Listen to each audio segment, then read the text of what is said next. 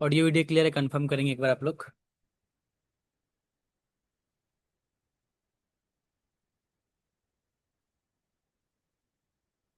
So yes. लिखना बंद करिए। ऑडियो वीडियो क्लियर है? हाँ सर। चलिए। चलिए थोड़ा सा इसके आगे बात कर लेते हैं, देन उसके बाद क्लास स्टार्ट करते हैं। और ये हमारा रहेगा रिवीजन क्लास, या फिर बोल सकते हैं क्रैश कोर्स। देखिए यहाँ पे दो लोग बैठे हैं। एक तो जो इस बार एग्जाम दे रहे हैं जिसका सीसीएफ सिस्टम है, और एक सीबीसीएस सिस्टम वाले भी हैं यहाँ पे। पढ़ना कैसे है दोनों आदमी को? जो सीसीएफ वाले हैं, जो इस बार एग्जाम देने वाले हैं, 14 तारीख से जिनका स्टार्ट हो रहा है एग्जाम, और मे भी 18 तारीख को है मैकेनिक्स। इनका मैकेनिक्स 18 तारीख को है। और सीबीसीएस वाले का 20 अगस्त को है शायद। करेक्ट कर दीजिएगा अगर कुछ गलत होगा तो। इनका 18 तारीख को मैकेनिक्स है, इनका 20 तारीख को मैकेनिक्स है। इनको क्या करना है, जो सीसीएफ वाले हैं, नोट्स ओपन करना है अपने, और ध्यान से लेक्चर को सुनना है। उसके बाद क्या करना है, जैसे आज का लेक्चर तो हो जाएगा, कल भी एक लेक्चर होगा। इनको करना है कि जितना आज हुआ है उसको जो हम बोले थे रफ पेज लेने के लिए, उस रफ पेज में कंप्लीट, अगर हम 2 दिन रखे हैं रेक्टिलिनियर मोशन के लिए, अगर मे भी आज खत्म हो जाता है या फिर कल तक खत्म होता है, आज जितना होगा उन सबको कोशिश करेंगे कि 1 से 2 बार उसको लिख के प्रैक्टिस करें, है ना। और जो सीबीसीएस वाले हैं, इनको कोशिश करेंगे ऐसे। लेकिन जो सीबीसीएस वाले हैं, उनके लिए तो ये मस्ट करना ही करना है। जितना आज क्लास में होगा उन सबको खुद से कहीं ना कहीं उसको लिखना है, रफ में लिखना है, कहीं पे भी कम से कम एक बार तो लिखना ही है। और हो जो 2 बार 3 बार करके जरूर लिखना है, और उसको लिख के मुझे सेंड करना है।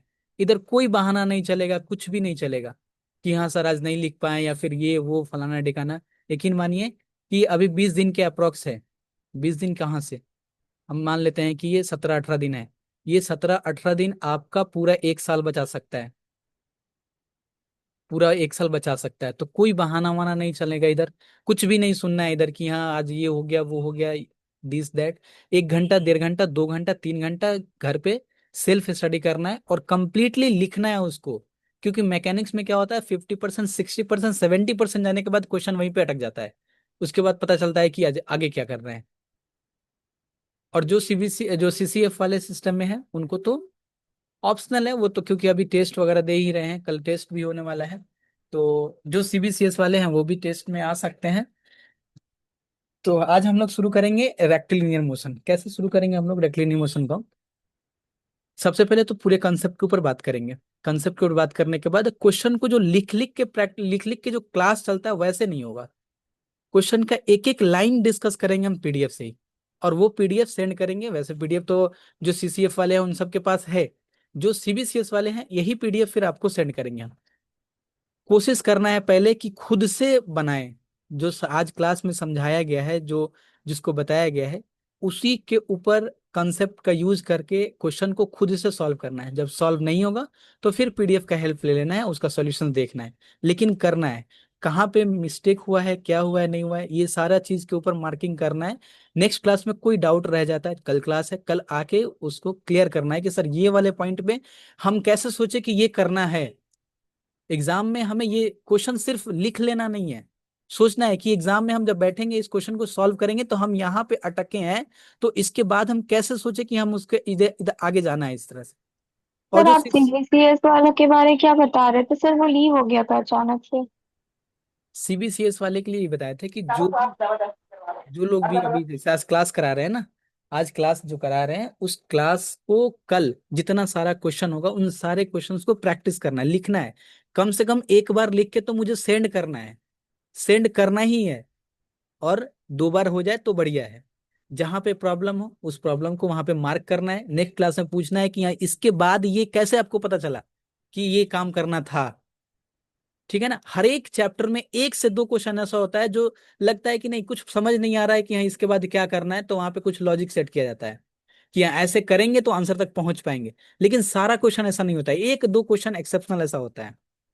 और जो सीसीएफ वाले हैं, सीसीएफ वाले ध्यान से सुनेंगे, पेंसिल अपने पास एक जरूर रखेंगे, नोट्स ओपन करके रखेंगे, और जिस पॉइंट पे लगे कि हाँ ये वाला पॉइंट पे सर ये वाला बात बोले, इसको लिख लेते हैं यहाँ पे। क्योंकि 2 बार 3 बार रिवीजन करना है आपको अभी, क्योंकि एग्जाम आने से पहले जो भी 15-17 दिन जो भी है आप लोग का, इसमें आपको 2 बार 3 बार रिवीजन करना है। तो कोई ऐसा पॉइंट मिले अपने भाषा में, बंगाली में लिखना हो, हिंदी में लिखना हो, उर्दू में लिखना हो, इंग्लिश में लिखना हो, जैसे लिखना हो उसको साइड में वहां पे लिखना है कि हाँ ये इस कारण से ऐसा हुआ है। ठीक है ना।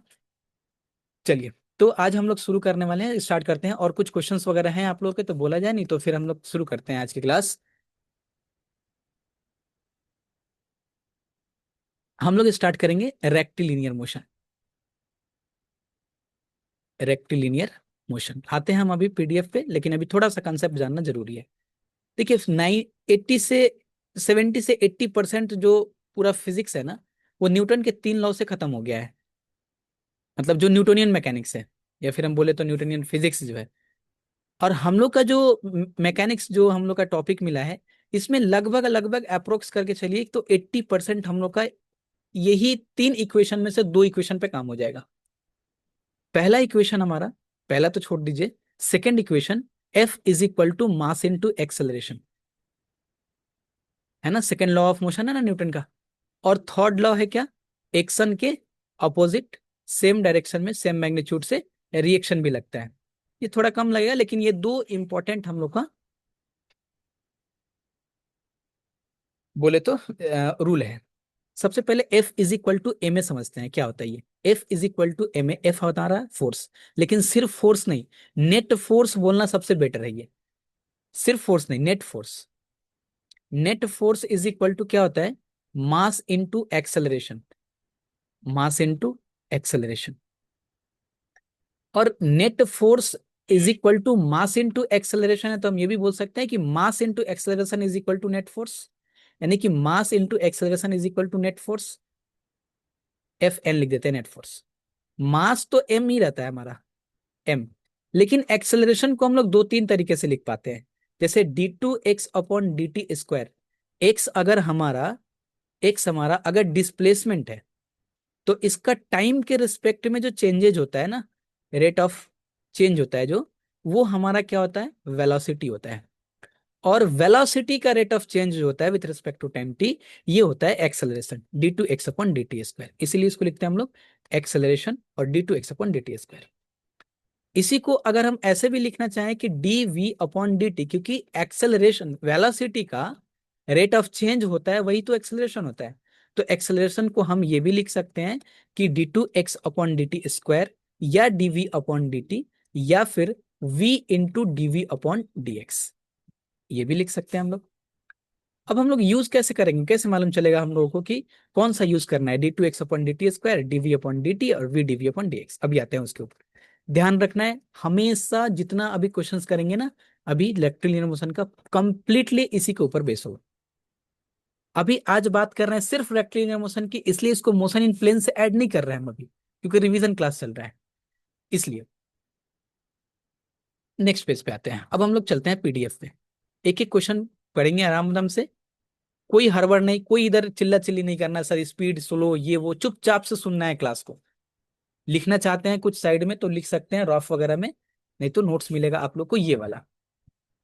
ये अभी का सीसीएफ, एक और बात यहाँ पे क्लियर कर देते हैं, ये अभी का सीसीएफ वाला नोट्स है, जो इस बार मैंने 2025 में पढ़ाया है। तो सर सीबीसीएस वाले में तो कुछ टॉपिक ऐसा है जो, सीबीसीएस जो आपका इस बार के सीसीएफ में नहीं है। जैसे सर एग्जांपल कुछ बताइए।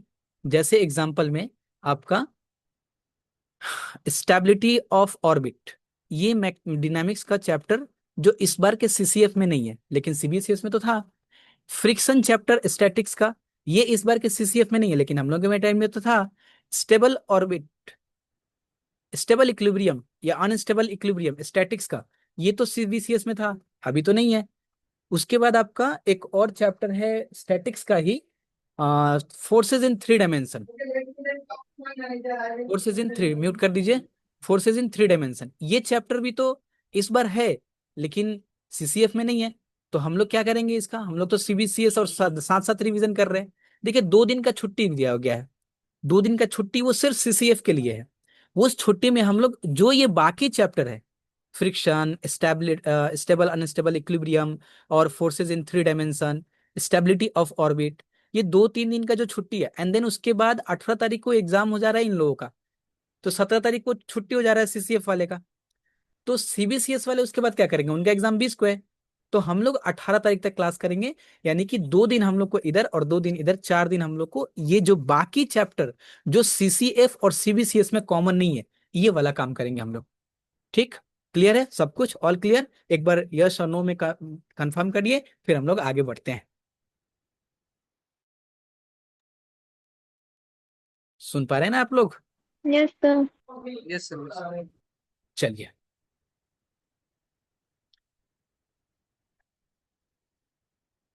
कुछ क्वेश्चन है क्या? No sir, yes sir. चलिए, देखिए अभी जितना बात किए उसी के ऊपर, कि फोर्स, नेट फोर्स है ये, F इज इक्वल टू, थोड़ा सा पीडीएफ सही दिख रहा है ना? दिस इज नेट फोर्स, मास, और ये हम, सर। हाँ बोलिए, एक्सेलरेशन। सर सॉरी सर, आप थोड़ा फिर से रिपीट करेंगे? सर हम कब से ट्राई कर रहे थे पर ज्वाइन नहीं हो पा रहे थे। अच्छा ठीक है, देखो रिपीट करेंगे तो अभी लगभग 10 मिनट तक तो आगे चले गए हम लोग, 15 मिनट तक। तो जो रिपीट करेंगे 2-3 मिनट में, वो ठीक से रिपीट नहीं कर पाएंगे हम, मतलब उतना बढ़िया से तो रिपीट नहीं कर पाएंगे। जैसे मैंने अभी बोला 15 मिनट में, तो रिकॉर्डिंग हम डाल देंगे इसका, तो एक बार देख लीजिएगा उसको। ठीक है, 10-15 मिनट आगे का जो होगा वहां से देख लीजिएगा। क्लास स्टार्ट अभी मेनली यहीं से कर रहे हैं हम लोग। ओके, ठीक है सर। चलिए। हाँ, तो हम लोग बात अभी जो डिस्कस किए हैं, हम लोग का जो पूरा मैकेनिक्स अभी रेक्टिलिनियर मोशन चलेगा, उसमें F is equal to m a को ध्यान रखना है, mass into acceleration is equal to net force. ठीक है ना? और ये थर्ड लॉ ऑफ मोशन है। इधर हमने बात किया, अभी इसके ऊपर डिस्कस कर चुके ऑलरेडी, कि एक्सेलरेशन को डीवी अपन डी टी भी लिख सकते हैं। डी टू एस, अगर डिस्प्लेसमेंट एस है तो डी टू, अगर डिस्प्लेसमेंट एक्स है तो d two x upon d t square लिख सकते हैं। अगर डिस्प्लेसमेंट एस है हमारा तो d two s upon d t square भी लिख सकते हैं, और v into d v upon d s भी लिख सकते हैं। ओके, ठीक है। वही फोर्स यहाँ पे P इज इक्वल टू लिखा हुआ है, P यहाँ पे हमारा फोर्स है, नेट फोर्स है, बेटर बोलेंगे ये, net force mass into acceleration, net force mass into acceleration, net force mass into acceleration, जिसके ऊपर ऑलरेडी हम लोग डिस्कस कर चुके हैं। अब हम लोग कब किसका यूज करेंगे, हम आपको बताते हैं। 99% क्वेश्चन में, 99 थोड़ा ज्यादा बोल दिए, 90% क्वेश्चन में जो हम लोग को रेक्टिलिनियर मोशन पढ़ना है ना, उसमें हम लोग ज्यादातर यूज करेंगे F is equal to mass into acceleration, d two s upon d t square, अगर एस के अलोंग डिस्प्लेसमेंट हो रहा हो तो ये यूज करेंगे। F is equal to mass into acceleration, F is equal to mass into acceleration. इतना बार इसको इसलिए बोल रहे हैं कि सारे क्वेश्चन में हम यही यूज करने वाले हैं। F is equal to mass into acceleration, d two x upon d t square, अगर एक्स एक्सिस के अलोंग हमारा मोशन हो रहा हो तो, अगर वाई एक्सिस के अलोंग मोशन होगा तो d two y upon d t square. देखना है कि मोशन किधर हो रहा है बस। अगर एस के अलोंग कोई लाइन, कोई ऐसे एस बना देता है, मान लेते हैं इधर ये एस लाइन, तो इसका वेलोसिटी एस के डायरेक्शन में, तो एक्सेलरेशन भी इसी डायरेक्शन में होगा। अगर कोई एक्स एक्सिस के अलोंग मोशन कर रहा है पार्टिकल, तो इसका वेलोसिटी इसी डायरेक्शन में, इसका डिस्प्लेसमेंट इसी डायरेक्शन में, और इसका इक्वेशन ऑफ मोशन, या फिर हम बोले तो इसका मास इनटू एक्सेलरेशन जो है हमारा, वो भी एक्स के डायरेक्शन में होगा। वो वाई एक्सिस के अलोंग हो तो वाई एक्सिस के अलोंग होगा। हमेशा ये चीज ध्यान रखना है, पूरे मैकेनिक्स के लिए ये ध्यान रखना है। ठीक, क्लियर यहां तक? ठीक है। अब यूज कब किसको करेंगे? तो अगर फोर्स हमारा, आप खुद देख बताएंगे, कि टाइम का फंक्शन हो, अगर फोर्स हमारा टाइम का फंक्शन हो, तो हम लोग 2 और 3 को यूज करेंगे, यानी कि डी टू एक्स या फिर d two s upon d t square और d v upon d t. लेकिन इसकी जरूरत नहीं पड़ेगी, हमने क्या बताया आप लोग को, कि 90% पे हम लोग यही यूज करेंगे। ठीक है ना? और अगर फोर्स हमारा अगर वी का फंक्शन हो, तो हम लोग यूज करेंगे किसको? 1 को। शायद यहाँ पे कुछ मिस्टेक है, m d v upon d S.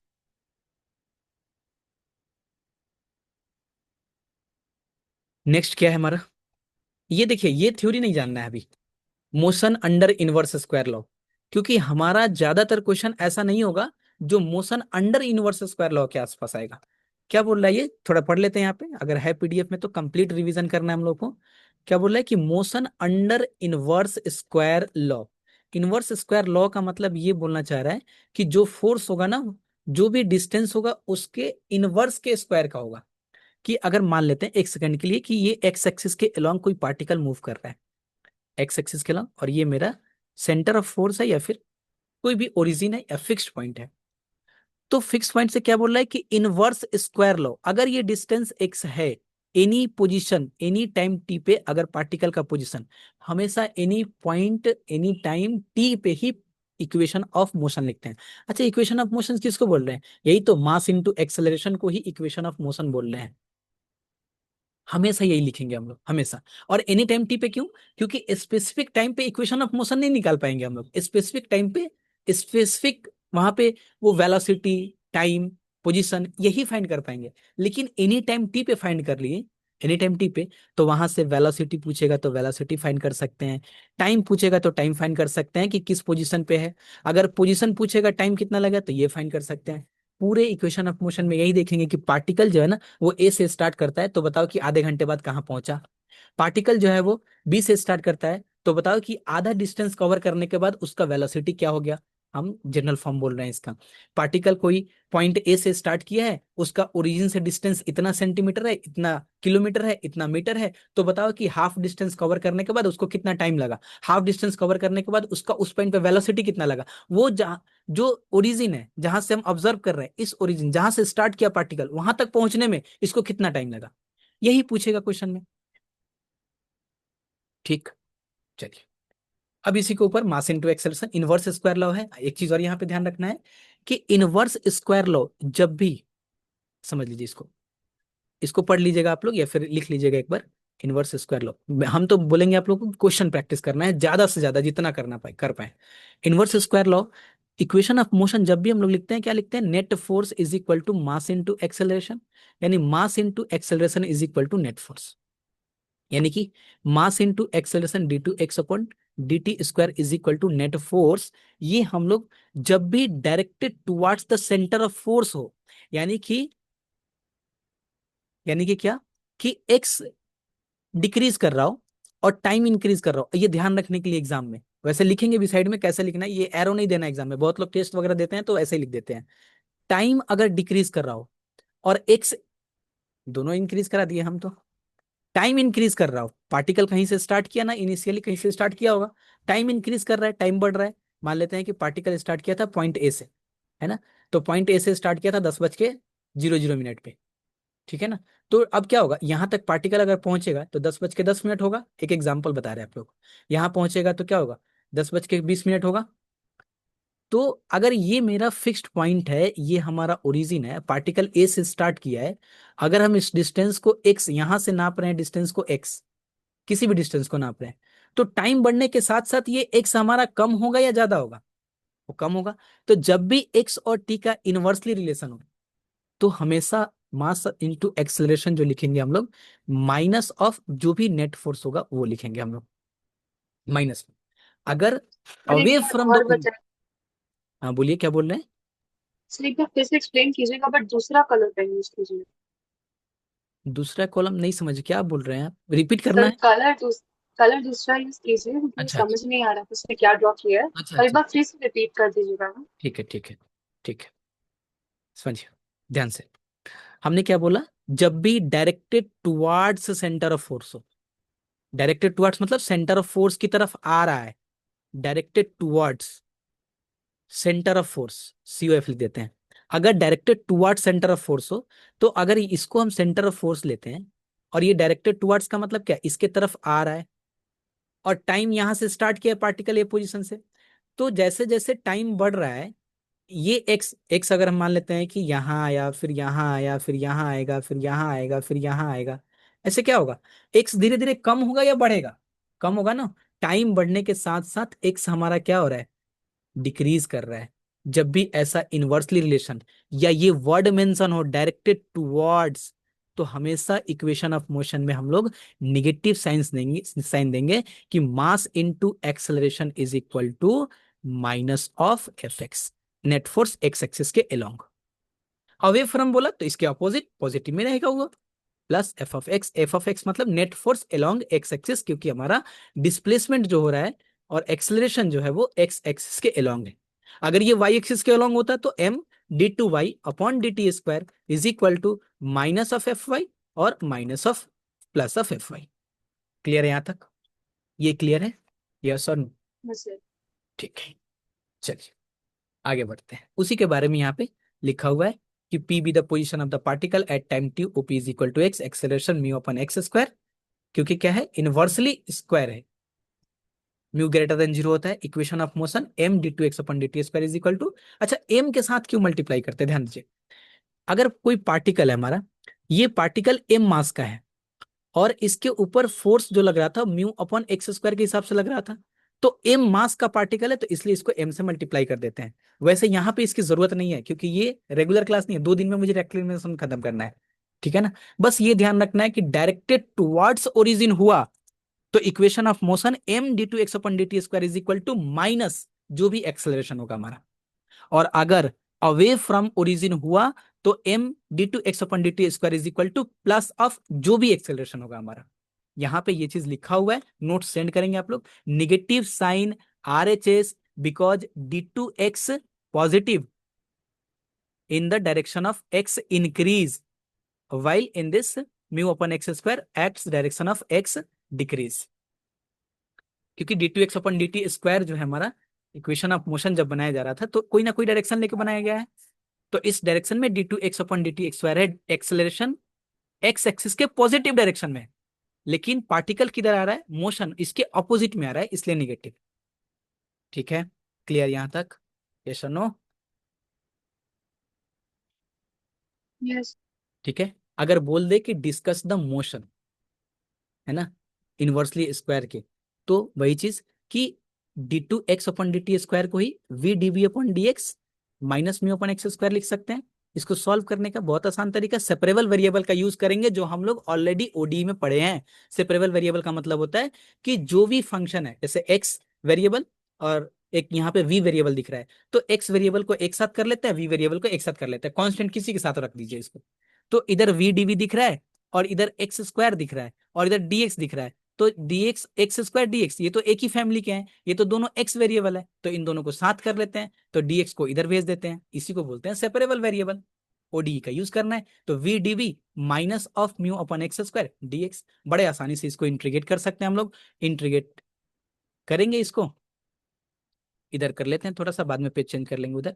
We square upon two is equal to, इसका इंटीग्रेशन क्या होगा, x to the power minus two plus one, यानी mu upon x plus arbitrary constant सी।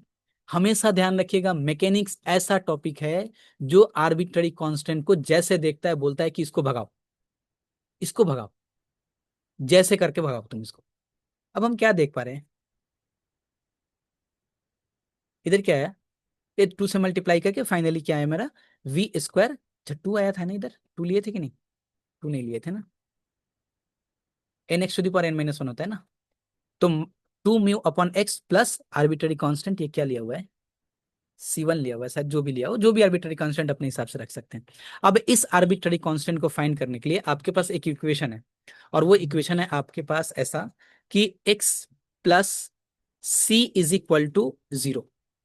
हम बोले c का वैल्यू फाइंड करना है, c is equal to what, तो आप क्या बोलेंगे हमसे, सी का वैल्यू फाइंड करने के लिए अगर हम बोले आपको पार्टिकुलर पार्टिकुलर सी का वैल्यू फाइंड करने के लिए बोले, तो आप क्या बोलेंगे कि sir c is equal to minus x हो जाएगा, लेकिन माइनस एक्स हो गया है, ये तो एक्स को हम जैसे जैसे चेंज करें, x is equal to one two three four, कुछ भी पुट करेंगे तो ये चेंज होते रहेगा। तो हम बोलेंगे कि ठीक है, एक्स का वैल्यू तुम वन पुट कर लेना, एक्स का वैल्यू वन पुट कर लेना। दो इक्वेशन, दो वेरिएबल रख के देखते हैं, दो। अगर मान लेते हैं हम बोले x plus y plus c is equal to zero है, और हम बोले कि सी का वैल्यू फाइंड करना है, तो आप क्या बोलेंगे, आप बोलेंगे सर एक्स का वैल्यू दीजिएगा, वाई का वैल्यू दीजिएगा, तभी तो हम फाइंड कर देंगे, सी का वैल्यू फाइंड कर पाएंगे ना किसी भी इक्वेशन में। तो हम बोले ठीक है, y is equal to one और x is equal to zero put कर लो, हम बोल देते हैं ये चीज। वो इनिशियल कंडीशन में दिया होता है, कुछ लोगों का डाउट था सर इनिशियल कंडीशन लेने में प्रॉब्लम होता है, तो अगर हम बोल दे आपको, पहले ही बोल दे कि हाँ x is equal to zero और y is equal to one put कर लेना, तो आप सी का वैल्यू बड़ी आसानी से निकाल पाएंगे कि हाँ सर माइनस वन हो गया। सिमिलर केस इधर भी है, जब इंटीग्रेट किए इसको तो क्या आया, v square two mu upon x plus a, जो भी आर्बिट्ररी कांस्टेंट ए लिया गया है तो ए समझ लीजिए। अब इसको फाइंड करने के लिए आप क्या बोलेंगे कि हम बोले आपसे ए का वैल्यू फाइंड करना है, तो आप हमको डायरेक्ट बोलेंगे कि सर ए का वैल्यू फाइंड करना है तो हमें वी का वैल्यू दीजिए और एक्स का वैल्यू दीजिए, टू म्यू तो कांस्टेंट है, हम निकाल के दे देंगे आपको। ये चीज आपको डायरेक्ट नहीं दिया होता है, ये चीज क्वेश्चन में आपको मेंशन डायरेक्ट नहीं किया है कि हाँ वी, मतलब बहुत सारे में क्वेश्चन में मेंशन कर देगा, लेकिन आपको समझना है ये है कि जब पार्टिकल इनिशियली था ए पॉइंट पे था यहाँ पे, और ये सेंटर ऑफ ओरिजिन था, तो इनिशियली पार्टिकल का वेलोसिटी क्या था? इनिशियली पार्टिकल रेस्ट में था, तो इनिशियली वेलोसिटी जब पार्टिकल रेस्ट में हो तो जीरो था वेलोसिटी इसका। और इस समय पे एक्स एक्स तो था, ये ओ से डिस्टेंस नाप रहे थे सेंटीमीटर, ऐसे इंची टेप लिए, और ये पी पोजीशन, सॉरी एक्स था इन्हीं पोजीशन पी पे। तो हम इनिशियली चूज कर लेते हैं कि इनिशियली जब पार्टिकल को हम देख रहे थे तो पार्टिकल ए पे था, वो डिस्टेंस ए था, मतलब यही एक्स, इंची टेप को थोड़ा और बड़ा कर लेंगे, ए पॉइंट पे पहुंचेगा तो ये डिस्टेंस ए, ठीक ना। वही चीज लिखा गया है कि when t is equal to zero, x is equal to a और v is equal to zero, यहां से ए का वैल्यू निकल जाएगा और ये हो जाएगा हमारा v square is equal to two mu upon x minus two mu upon a. ये हो गया मेरा वेलोसिटी।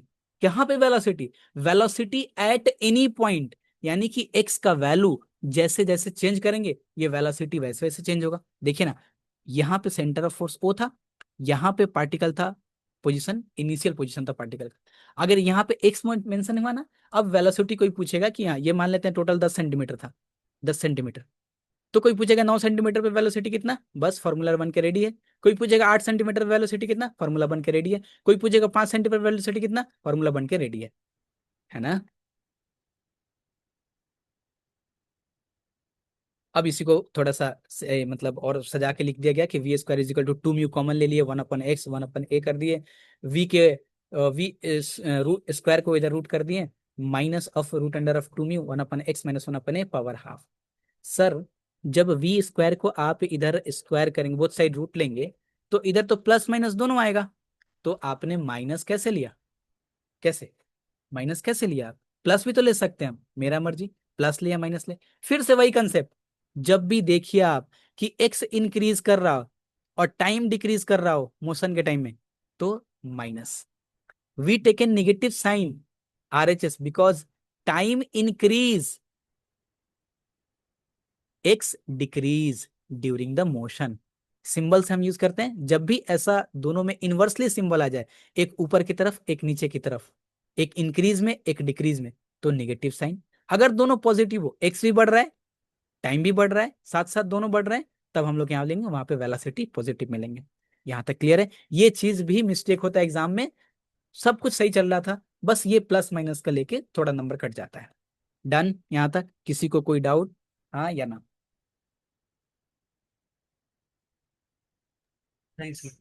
चलिए, इधर हाफ पे वेलोसिटी फाइंड किया गया है, इनिशियली टू ए था, तो ए अपॉन टू पे मतलब उसके वन फोर्थ पे वेलोसिटी फाइंड किया गया है। ये देख लेंगे आप लोग सिंपल पुट करके, क्योंकि अब एक्स इज इक्वल टू कुछ भी पुट कर दे, कोई हाफ पे पुट करे, वन फोर्थ पे पुट करने के लिए बोले, जहां पे भी पुट करने के लिए बोले पुट कर सकते हैं हम लोग, और वेलोसिटी फाइंड कर सकते हैं। वो एग्जाम्पल था एक। नेक्स्ट, ये तो वेलोसिटी निकाले सर, आप बोले थे कि वेलोसिटी फाइंड करने के लिए बोलेगा, एक्स फाइंड करने के लिए बोलेगा, एक्स मतलब पोजीशन, टाइम फाइंड करने के लिए बोलेगा, बोलेगा ना। जैसे हमने क्या बताया था कि पार्टिकल ए पॉइंट से स्टार्ट हो रहा है, ए पॉइंट से स्टार्ट हो रहा है चलना, तो कोई हमसे ये पूछ लिया कि बताओ यहाँ पे वेलोसिटी कितना है, तो अब बता सकते हैं हम लोग क्योंकि फॉर्मूला फाइंड करके बैठा दिया उसको। कोई पूछेगा यहाँ पे, अब कहीं पे भी वेलोसिटी हमसे पूछ ले, इसके पूरे जो भी मोशन हो रहा है जिस लाइन पे, कहीं पे भी हम वेलोसिटी बता सकते हैं। अगर हमसे कोई ये पूछ ले कि ये बताओ कि पार्टिकल जो है वो टी इज इक्वल टू बोल दे कि 1 घंटे के बाद, 1 आवर के बाद कहाँ पे होगा, कौन से पोजीशन पे होगा, टाइम और एक्स के बीच में रिलेशन, यानी टाइम और पोजीशन, मतलब पार्टिकल यहां से तो चला शुरू किया था, time t is equal to zero से, इनिशियल टाइम हम लोग लेते हैं जब पार्टिकल मोशन स्टार्ट करता है, तो पार्टिकल स्टार्ट किया था यहां से, तो बताओ कि 1 घंटे बाद पार्टिकल का पोजीशन कहाँ है, वो पार्टिकल ए पे पहुंच गया कि बी पे पहुंच गया कि सी पे पहुंच गया कि डी पे पहुंच गया कि ई पे पहुंच गया। घर से कोई 10 बजे निकला है और उसका वेलोसिटी हमें मालूम है कि वो किस वेलोसिटी से कितना तेज रफ्तार से गाड़ी चला रहा है वो, तो मुझे बताओ कि ये 1 घंटे बाद 2 घंटे बाद किस पोजीशन पे होगा वो। तो सर नॉर्मल लगा लेते हैं ना, वो एस टी और डी वाला formula, speed is equal to distance is equal to time is equal to d upon s. तो वही क्यों नहीं लगा रहे इधर, मैकेनिक्स क्यों पढ़ने आ रहे हैं हम लोग इतना जटिल टाइप का? इसलिए क्योंकि वहां पे जो स्पीड होता है वो कांस्टेंट होता है, यानी कि इधर वेलोसिटी वो कांस्टेंट नहीं है। देखिए जरा, हर एक पॉइंट पे वेलोसिटी चेंज हो रहा है, जैसे जैसे एक्स चेंज कर रहे हैं वेलोसिटी चेंज हो रहा है। यहाँ पे होता है वेलोसिटी कांस्टेंट, स्पीड कांस्टेंट होता है, लेकिन इधर कांस्टेंट नहीं होता है। तो फिर इसके लिए क्या किया जाए, इसके लिए मैकेनिक्स पढ़ा जाए, और मैकेनिक्स में रेक्टिलिनियर मोशन पढ़ा जाए। तो हमें क्या लिखना है, एक्स और टी के बीच में रिलेशन चाहिए। ये तो था हमारा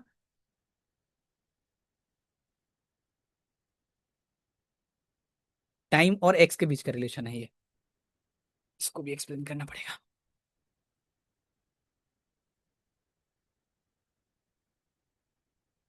देखिए, ये तो वेलोसिटी निकल गया हमारा एट एनी टाइम टी, ठीक ना? तो वेलोसिटी को हम क्या ऐसे नहीं लिख सकते हैं dx अपन dt, क्योंकि एक्स एक्सिस के अलग डिस्प्लेसमेंट हो रहा है तो।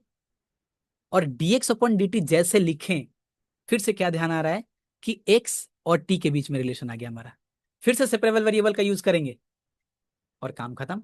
अब सेपरेबल वेरिएबल का यूज करिएगा तो क्या करना है कि जो dx है और जो भी इधर x का फंक्शन है उसको एक साथ, और t और कांस्टेंट को जिधर पे रखे आप, वही काम किए इधर नेक्स्ट पेज में। एक्स अपॉन 1 - x का पावर हाफ, dx और x को एक साथ रख लिए, और कांस्टेंट और dt को एक साथ रख लिए। अब इसको सॉल्व करना है इंटीग्रेशन को। थोड़ा सा इंटीग्रेशन का एक पेज हम आपको भेजे थे, वो पेज को एक दो बार जरूर देख लेंगे एग्जाम से पहले कि कौन सा, नहीं तो क्वेश्चन प्रैक्टिस करेंगे इसी पे क्लियर हो जाएगा। X is equal to a cos square theta लेते हैं, सर जस्ट कौन ये सा पेज सर? एक पेज सेंड किए थे, वो फॉर्मूला का, इंटीग्रेशन के फॉर्मूला का वो पेज सेंड किए थे। एक बार वापस ठीक है, वो हम फिर से सेंड कर देंगे, ठीक है, टेंशन नहीं लेना है। तो इसको जस्ट इंटीग्रेशन सॉल्व करना ही है। अब इसको इंटीग्रेशन सॉल्व करेंगे तभी तो एक्स और टी निकलेगा। इंटीग्रेशन में तो यही करते थे हम लोग ना, x is equal to x और टी के बीच में रिलेशन सॉल्व करेंगे। कैसे, x is equal to a cos square theta लिए हैं, डीएक्स अपॉन dt निकाले हैं, और बस सब को पुट वगैरह करके हमारा ये क्या आया, थीटा के फॉर्मेट में है, पुट करेंगे इसको थीटा के फॉर्मेट में, क्योंकि हमने x is equal to a cos square theta लिखा है। तो एक्स की जगह पे यही पुट करके ये हमारा क्या है, a cos inverse x upon a plus root under of 1 - x upon a is equal to root under of 2 mu upon t plus arbitrary constant. सबसे पहले तो ये आर्बिट्ररी कांस्टेंट को भगाना है। कैसे भगाएंगे, अब इसमें हम फिर बोले आपको बी का वैल्यू फाइंड करना है, तो आप क्या बोलेंगे हमसे कि सर पहले ये बताइए कि एक्स का वैल्यू क्या है और टी का वैल्यू क्या है। फिर से इनिशियल कंडीशन, इनिशियल कंडीशन, अच्छा इनिशियल कंडीशन गिवन है इसलिए इनिशियल कंडीशन, एक क्वेश्चन आएगा वो बाद में कभी, जिसमें इनिशियल कंडीशन नहीं फाइनल कंडीशन लेंगे, वो आएगा तब बताएंगे। इसमें नहीं है, वो दूसरे टॉपिक में शायद, या फिर इसी में है, हाँ, इसी में है। जब टाइम 0 था तो एक्स कितना था, ए था, क्योंकि पार्टिकल स्टार्ट हुआ था पॉइंट ए से और जा रहा था ओ पे। टाइम यहाँ पे 0, यहाँ पे वेलोसिटी 0, लेकिन वेलोसिटी तो यहाँ पे है नहीं, वेलोसिटी देने की क्या जरूरत है। यहाँ पे एक्स इज इक्वल टू ए था, पुट करेंगे, पुट करने के बाद बी का वैल्यू मेरा 0 निकल गया, यानी कि ये हमारा क्या निकल गया, a cos inverse root under of x upon a plus 1 - root under of x upon a into x upon a is equal to root under of 2 mu upon t. अब ये एक फॉर्मूला बन गया आपका, फिर से एक फॉर्मूला बन गया, इसको थोड़ा मॉडिफाई करके लिखे हैं कि t is equal to a root 2 mu a cos inverse root under of x upon a plus 1 - x upon a root under of x upon a. ये फॉर्मूला बन गया। कैसे, अगर कोई मेरे से ये पूछे कि पार्टिकल जो है ना वो ए पॉइंट से स्टार्ट किया था चलना, है ना, ए पॉइंट से स्टार्ट किया था चलना, तो हमको ये बताओ कि ये सपोज करते हैं कि ये डिस्टेंस टोटल है आपका 4a, तो हमें ये बताओ कि 3a डिस्टेंस पहुंचने पे कितना टाइम लगा उसको। तो फॉर्मूला बन के ready, t is equal to a two mu a cos inverse x, मतलब 3a, x 3a, x 3a put करेंगे, जो भी टाइम आएगा वही टाइम हो गया हमारा। क्लियर हो पा रहा है, यस और नो?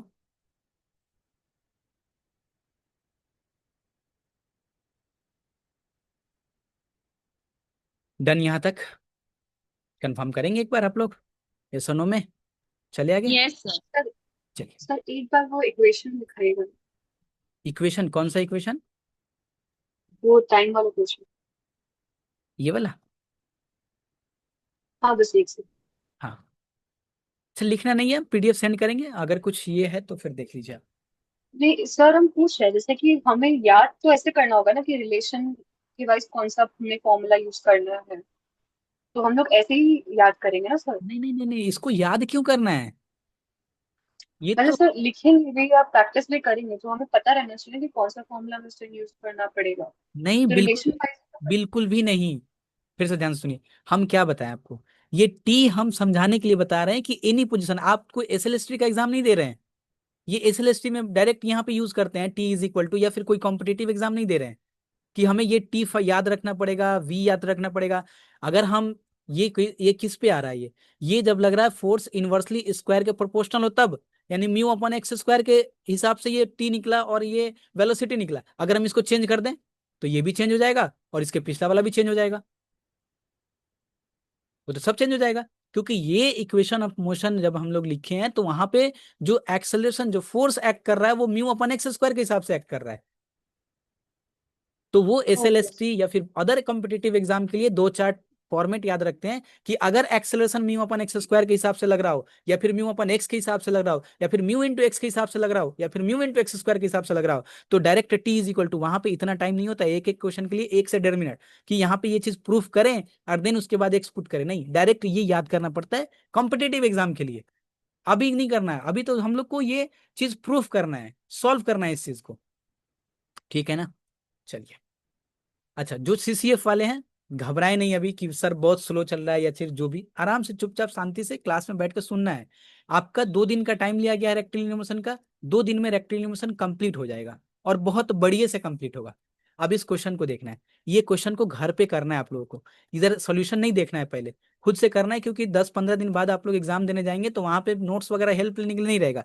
तो कोशिश आज से ही शुरू करना है कि ये हम क्वेश्चन खुद से बनाएंगे जो आज सर क्लास में बताए हैं सब।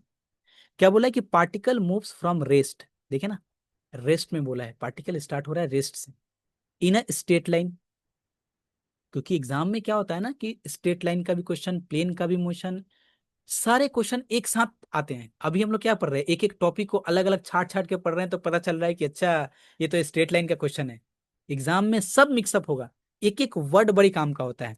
क्या बोला है, मूव्स फ्रॉम रेस्ट, रेस्ट से मूव कर रहा है, एक स्ट्रेट लाइन पे मूव कर रहा है। तो एक स्ट्रेट लाइन बना लेते हैं, फोकस करना है समझने पे। एक स्ट्रेट लाइन बना लेते हैं और रेस्ट से स्टार्ट कर रहे हैं तो वो रेस्ट पॉइंट ए मान लेते हैं। Under an attractive, attractive force, ये थोड़ा सा देखिए यहां से अट्रैक्टिव फोर्स, ये वेन इसमें नहीं है, mu upon distance square. Mu upon distance square मतलब क्या, जहां से स्टार्ट कर रहा है वहीं से ले ले डिस्टेंस स्क्वायर का, सब खत्म हो जाएगा। बोला तो हमें क्या करना पड़ेगा, एनी पॉइंट पी ले लेना पड़ेगा जिसका डिस्टेंस ओ से लेके यहां तक एक्स है। अब ये एनी डिस्टेंस हो गया। क्या बोल रहा है कि इसका अट्रैक्टिव फोर्स कैसे लग रहा है, म्यू अपॉन डिस्टेंस स्क्वायर से। तो अगर ये एक्स है तो म्यू अपॉन एक्स स्क्वायर लगेगा। और किस डायरेक्शन में, ओ के डायरेक्शन में, क्योंकि यहां पे बोला है कि अट्रैक्टिव फोर्स है, attractive shows that when the initial distance is 2a, अब बता दिया, रेस्ट से स्टार्ट कर रहा था, इनिशियल डिस्टेंस 2a है, ये टोटल डिस्टेंस, ये टोटल डिस्टेंस 2a है। The distance will be a, distance a होगा आफ्टर अ टाइम दिस। मतलब क्या हुआ कि पार्टिकल जब हाफ डिस्टेंस, ये तो हाफ लग रहा है, दोनों सेम ही हो गया, मान लेते हैं हाफ यहाँ पे है या फिर हाफ, कोई भी एक पॉइंट में पकड़ लेते हैं, ये वाला हाफ पकड़ लेते हैं, जस्ट मान लीजिए हाफ नहीं है फिर भी। तो ये 2a है टोटल, तो 2a का हाफ कितना है, ए। तो जब ये ए तक पहुंचता है तो उसको ए तक पहुंचने में जो टाइम लगेगा वो टाइम 1 + पाई/2 a³ pi whole to the power half होगा।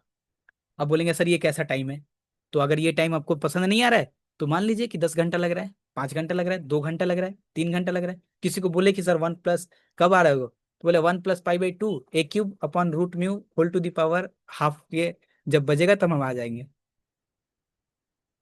तो फिर वो मारना स्टार्ट कर देगा आपको, है ना? तो हमने क्या बताया आपको कि वेलोसिटी फाइंड करना हो, पोजीशन फाइंड करना हो, टाइम फाइंड करना हो, कुछ भी फाइंड करना हो आपको, आपको इक्वेशन ऑफ मोशन लिखना पड़ेगा। और इक्वेशन ऑफ मोशन आज के क्लास का सबसे main important, equation of motion, mass into acceleration is equal to net force. अगर डायरेक्टेड टुवर्ड्स अट्रैक्टिव ओ की तरफ आ रहा हो, सेंटर ऑफ फोर्स की तरफ आ रहा हो तो निगेटिव, ओ से दूर जा रहा हो, अवे फ्रॉम ओ जा रहा हो, सेंटर ऑफ फोर्स के अवे जा रहा हो तो पॉजिटिव। इक्वेशन ऑफ मोशन लिखना ही है आपको। और क्या फाइंड करना है? फाइंड करना है ए, जब डिस्टेंस और टाइम के बीच का रिलेशन फाइंड करना है। रिलेशन मतलब क्या? टाइम हमें फाइंड करना है, ए दिया हुआ है यानी डिस्टेंस एक्स दिया हुआ है, तो हम एनी टाइम पे, हम एनी पोजीशन पे टाइम फाइंड कर लेते हैं। हम ये एक्स जो है वो एनी पोजीशन पे फाइंड कर लेते हैं, एंड देन वहां पे जब पूछेगा कि यहाँ ए के लिए, बस वहां पे ए पुट कर देंगे, जस्ट अभी पहले टी इज इक्वल टू जो इतना बड़ा सा आया था कॉस इनवर्स जो भी ऐसे। तो हम हमें क्या, हमेशा ऑलवेज हम लोग एनी पोजीशन पे फाइंड करेंगे टाइम या फिर पोजीशन या वेलोसिटी, एंड देन उसके बाद वहां पे जिस पॉइंट के स्पेसिफिक बोलेगा उस पॉइंट को पुट कर देंगे। पहले फॉर्मूला बनाएंगे एक तरह से बोले तो। स्टेटमेंट ये आपको रट जाना चाहिए आज एग्जाम में, इसको जब आए तो इसको लिखने के लिए टाइम मतलब देना नहीं है। क्या? O be the fix point, P be the position of the particle at any time t, such that OP is equal to x, और x being measure from O along O Q. ये position P रखे, Q रखे, जो रखना है वो रख सकते हैं, इनिशियल पोजिशन। पिक्चर भी बनाना है एग्जाम में। ये 2a था इनिशियली, एनी टाइम टी पे एक्स डिस्टेंस पे पहुंचा है, हाफ तक पहुंचने में कितना टाइम लगेगा। By the given condition, equation of motion of the particle क्या बताए थे? d2x/dt² is equal to minus mu upon x square, क्योंकि क्वेश्चन बोला था कि म्यू अपॉन डिस्टेंस स्क्वायर, और एनी डिस्टेंस पे इक्वेशन ऑफ मोशन लिखना है तो म्यू अपॉन एक्स स्क्वायर होगा। इक्वेशन ऑफ मोशन लिख दिए। अब क्या करना है सर? इक्वेशन ऑफ मोशन लिखे ना, अगर ये इक्वेशन ऑफ मोशन लिखे हैं तो इसको सॉल्व करना है। Sir v d v upon d s कर लेते हैं, वेलोसिटी नहीं फाइंड करना है हमें, इसलिए इसको एक्स में ही रखेंगे, एक्स और टी में ही रखेंगे। देखिए एक्स और टी में ही रखेंगे, क्यों? क्योंकि टाइम हमें फाइंड करना है, एक्स यानी पोजीशन दिया हुआ है, इसलिए इसको एक्स और टी में ही रखेंगे, वेलोसिटी में नहीं ले जाएंगे इसको। इसको सॉल्व कैसे करना है? इसको सॉल्व करने के लिए पहले शॉर्टकट समझ लीजिए। एग्जाम में क्या करना है? 2 dx/dt से मल्टीप्लाई और इसको इंटीग्रेट, दो स्टेटमेंट पास करना है इधर पे कि multiplying both side 2 dx/dt and integrating. आपका क्या होगा कि d2x/dt² जो होगा ना वो डायरेक्ट dx/dt का होल स्क्वायर बन जाएगा। ये एक्सप्लेन नहीं करना है एग्जाम में, कर दिए तो ठीक है, नहीं करिए तो कोई दिक्कत नहीं। और राइट हैंड साइड क्या होगा? ध्यान समझिए, जब भी ये स्टेटमेंट लिखेंगे कि multiplying both side equation 1 2 dx/dt and integrating, तो ये d2x/dt² dx/dt के होल स्क्वायर हो जाएगा, और right hand side simple x का इंटीग्रेशन, लेकिन 2 भी एक मल्टीप्लाई में आएगा, यानी 2 और म्यू अपॉन एक्स स्क्वायर का integration mu upon x plus arbitrary constant तो आता ही है इंटीग्रेशन करने के बाद। लेकिन सर ये कैसे आ गया डायरेक्ट? अब इसको अब ये देखना है, क्योंकि मैक्सिमम टाइम में हम यही यूज करेंगे कि d2x/dt² ये आपका बनेगा डायरेक्ट dx/dt का होल स्क्वायर, और राइट हैंड साइड 2 से मल्टीप्लाई करना है और इसको इंटीग्रेट कर देना है। राइट हैंड साइड 2 से मल्टीप्लाई करना है और इसको इंटीग्रेट कर देना है, इतना ही काम करना है। जो भी फंक्शन हो, इधर तो एक्स स्क्वायर है, बड़ा आसानी सा है, आसान सा है। कैसे हो रहा है सर? ये देखिए 2 dx/dt से मल्टीप्लाई किए हैं, 2 dx/dt से मल्टीप्लाई किए हैं, इसको लिख सकते हैं ना डी d/dt 2 dx/dt का होल स्क्वायर, क्योंकि जब इसको डेरिवेटिव करेंगे तो फिर यही वाला टर्म आ जाएगा, है ना। 2 म्यू बाहर कर लिए, इसको भी ऐसे लिख सकते हैं, 1/x लिख सकते हैं, क्योंकि इसको डेरिवेटिव करेंगे तो -1/x² आ जाएगा। तो क्या हो गया? ये dt और dt बोथ साइड से कैंसिल है,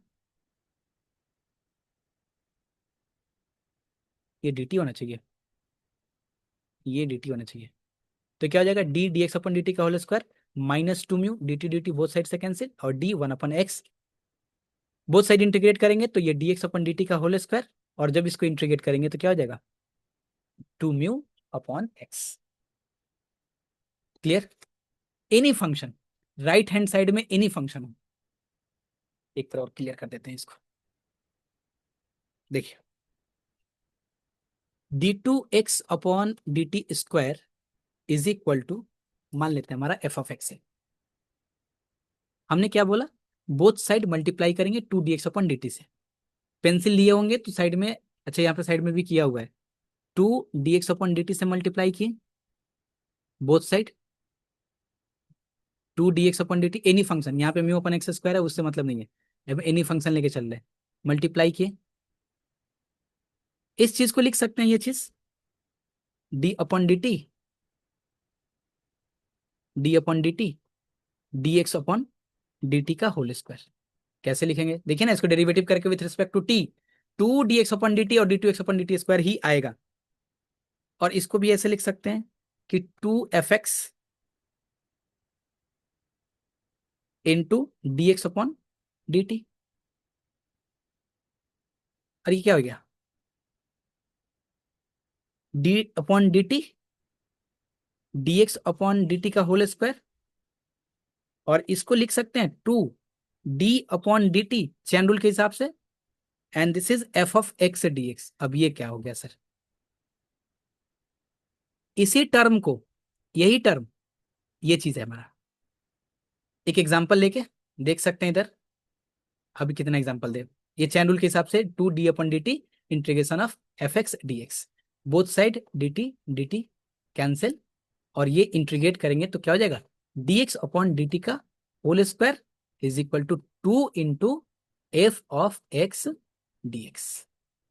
तो अब एफ ऑफ एक्स के जगह पे कुछ भी रहे, minus mu upon x square रहे, mu upon x to the power 5 रहे, mu into x to the power 5 upon 3 2 रहे, तो कुछ भी राइट हैंड साइड ये था ना एफ एक्स तो यही है ना हमारा, इसको 2 रखना है और इसको इंटीग्रेट कर देना है। क्लियर है यहाँ तक, यहाँ तक क्लियर इस क्वेश्चन के लिए? यस ना, सर। प्रेशर नहीं ना लग रहा है कि ज्यादा मतलब सर टफ हो रहा है या फिर कुछ भी, चल रहा है आराम से, ज्यादा स्लो ज्यादा स्पीड, ये सब इसके बारे में तो कुछ बोलना ही भी नहीं है।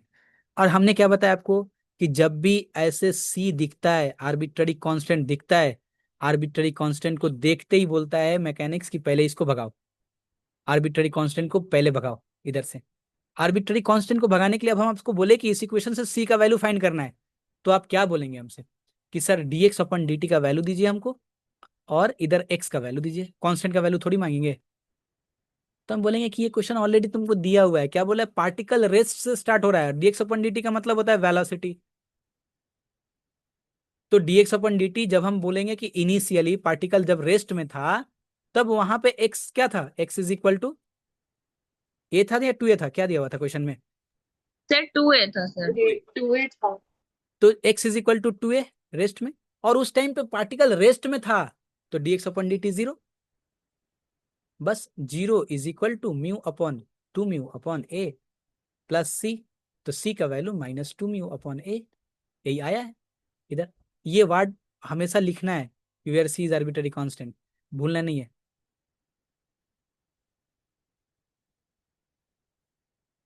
देखिए, जब time zero initially, x is equal to two A D x upon d T मतलब वेलोसिटी जीरो, सी का वैल्यू, अच्छा टू ए पुट नहीं किए थे इधर, ए पुट किए थे क्या? हाँ सर, A पुट किया था। अच्छा अच्छा अच्छा ठीक है, तो ये हो जाएगा हमारा सी का वैल्यू, और सी का वैल्यू पुट करना है इसको, क्योंकि सी तो वो तो आर्बिट्ररी कांस्टेंट था, उसका वैल्यू पुट किए, और d two x upon d t square, d x upon d t का whole square is equal to, थोड़ा सा इसको सिंप्लीफाई किए इधर, मतलब ये आया, मतलब d x upon d t is equal to मेरा ये आया। ये क्या है, वेलोसिटी, कहाँ पे, पॉजिटिव नेगेटिव समझ रहे हैं, डायरेक्टेड टूवर्ड्स है, और एक्स डिक्रीज हो रहा है और टाइम इंक्रीज हो रहा है, इसलिए नेगेटिव। ये क्या निकला, वेलोसिटी एट एनी पॉइंट। अगर हम इस क्वेश्चन में थोड़ा सा कुछ और ऐड कर देते हैं कि हमें बताओ कि ए बाई टू पे, ए पे वेलोसिटी क्या होगा, तो आप बोलते हैं कि ठीक है, वेलोसिटी का तो हमें एनी पोजीशन पे तो नहीं मिल ही चुका है, एक्स के जगह पे पुट कर देंगे ए बाई टू, ए जो भी बोलना मतलब पूछ रहा हो क्वेश्चन में। लेकिन हमसे ये नहीं पूछा है, वेलोसिटी नहीं पूछा है, हमसे पूछा है कि जब पार्टिकल ए पे पहुंचता है तो टाइम क्या है, यानी हमें एक्स और टी को बीच का सॉल्यूशन फाइंड करना है। तो कितना आसानी से देख, जब मुझे ये चीज दिख रहा है कि d x upon d t is equal to this term, तो सेपरेबल वेरिएबल का कब क्या करेंगे, यूज तो करेंगे ना उसका। तो इधर x two a minus x को लेफ्ट हैंड साइड लेके चले गए, डी टी को राइट हैंड साइड लेके चले गए, इसको इंटीग्रेट डायरेक्ट कर लीजिए, या फिर पोजीशन डाल के इंटीग्रेट कर लीजिए। डायरेक्ट इंटीग्रेट करेंगे तो इनिशियल कंडीशन डाल के आपको आर्बिट्ररी कांस्टेंट फाइंड करना पड़ेगा। ये दोनों काम हम लोग जब रेगुलर करते हैं तो दोनों काम करते हैं, इसको डायरेक्ट इंटीग्रेट कर दीजिए, और इंटीग्रेट करने के बाद जो भी आर्बिट्ररी कांस्टेंट आएगा फिर इनिशियल कंडीशन डाल के और आर्बिट्ररी कांस्टेंट फाइंड कर लीजिए, या फिर आप लिमिट पुट कर दीजिए, आर्बिट्ररी कांस्टेंट ही नहीं आएगा तो लिमिट पुट कर लेते हैं।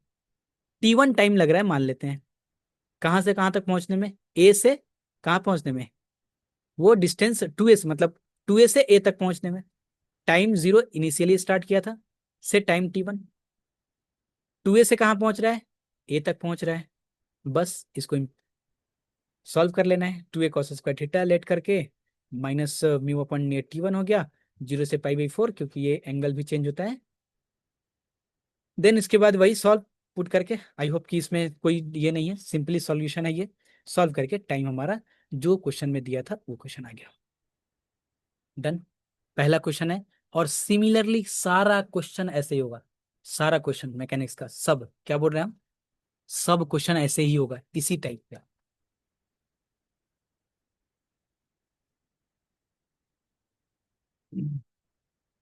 बताइए। अरे बोल दीजिए आप लोग, इतना सन्नाटा क्यों छाया हुआ है एकदम। Yes sir. Yes yes sir. चलिए, क्या ध्यान रखना है, अब ये क्यू पॉइंट याद रखना है। सबसे पहले इक्वेशन ऑफ मोशन लिखना है मुझे। इक्वेशन ऑफ मोशन लिखने के लिए हमें देखना है कि डायरेक्टेड टुवर्ड्स लग रहा है, की पॉइंट लिख रहे हैं ना, टुवर्ड्स लग रहा है या फिर अवे लग रहा है। अगर टुवर्ड्स हुआ तो निगेटिव में नेट फोर्स लिखेंगे, अवे हुआ तो पॉजिटिव में लिखेंगे। Second, mass into acceleration, m d2x dt square is equal to net force, positive या निगेटिव, वो पॉजिटिव निगेटिव ऊपर में बात कर लिए, एक्स एक्सिस के अलोंग डिस्प्लेसमेंट एक्सेलरेशन हो रहा है तो।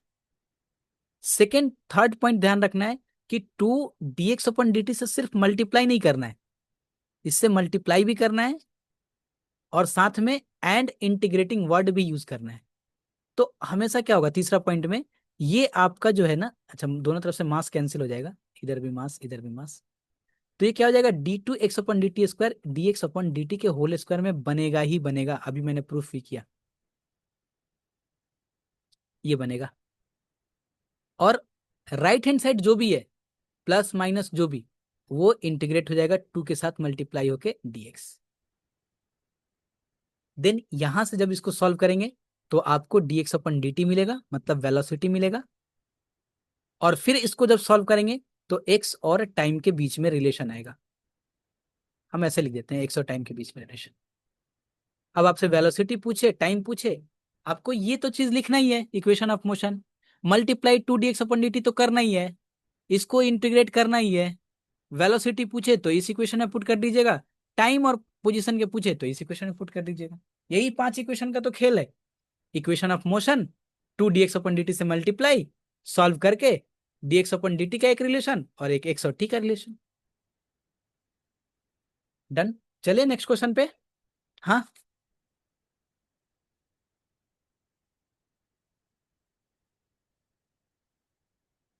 चलिए चलते हैं नेक्स्ट क्वेश्चन पे।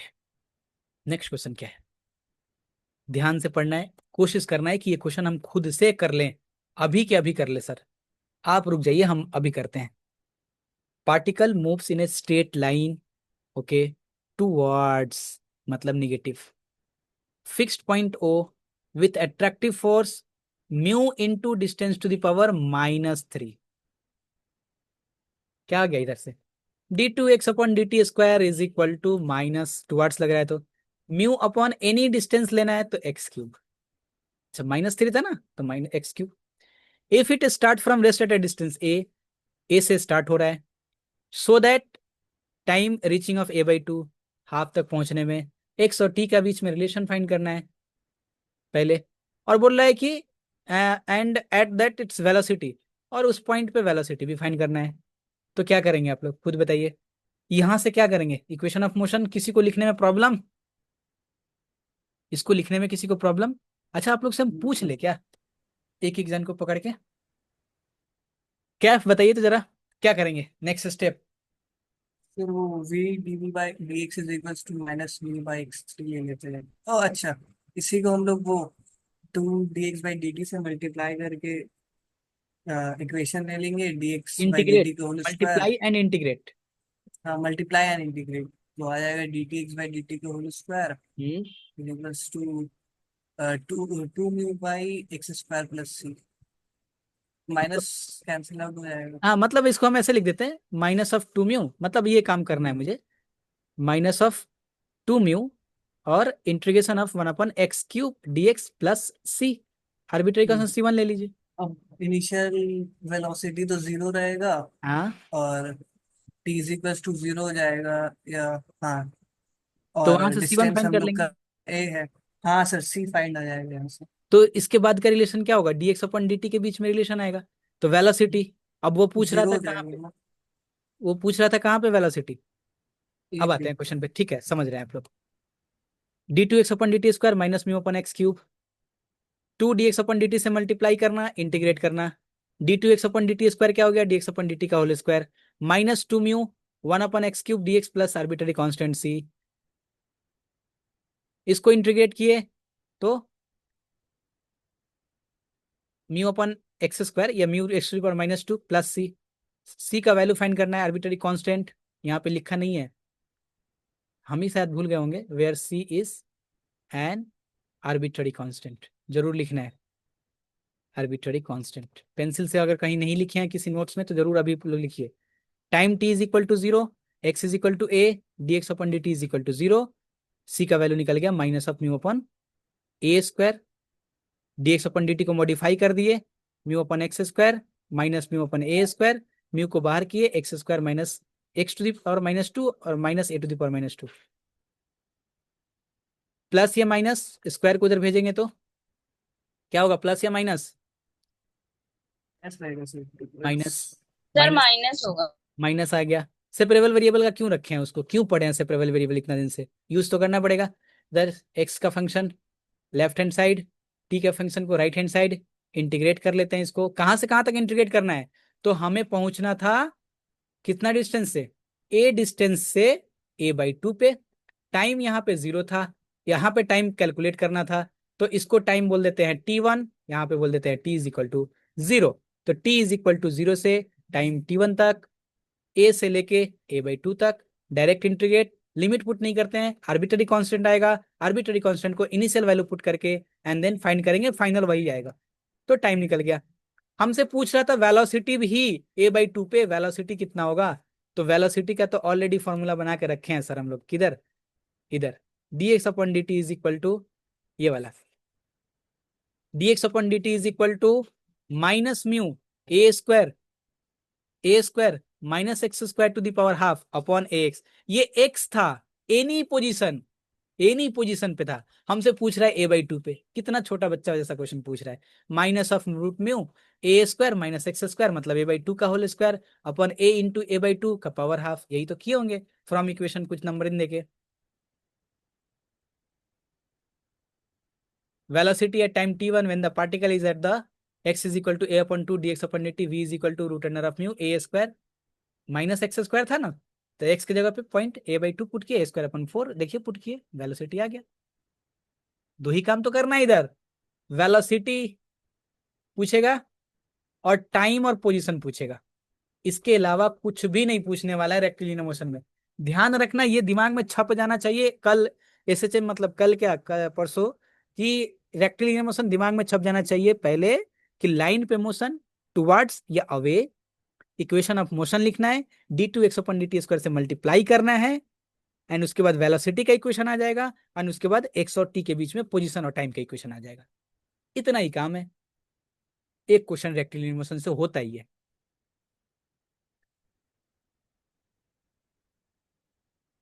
वही चीज है यहाँ पे जो है ना, motion of a particle under acceleration of the अर्थ, वही चीज है ये।